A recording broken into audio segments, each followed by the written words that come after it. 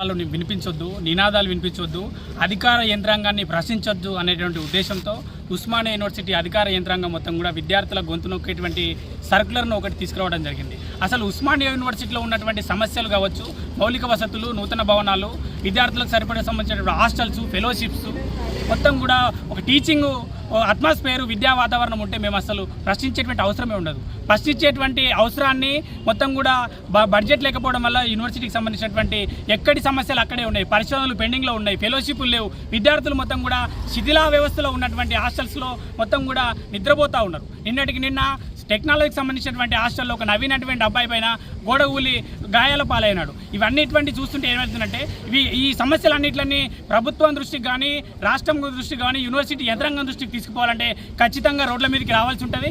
ధర్నాలు ఉంటాయి, రాస్తారోకాలు ఉంటాయి, ఖచ్చితంగా ఉంటాయి. కాబట్టి మీరు ఏదైతే మా గొంతు నొక్కేటువంటి కార్యక్రమం సర్క్యులర్ తీసుకున్నారో వెంటనే వెనక్కి తీసుకోవాలి. లేకపోతే రాష్ట్ర వ్యాప్తంగా వామపేక్ష విద్యార్థి సంఘాల ఆధ్వర్యంలో పెద్ద ఎత్తున ఆందోళన కార్యక్రమాలు చేపడతాం.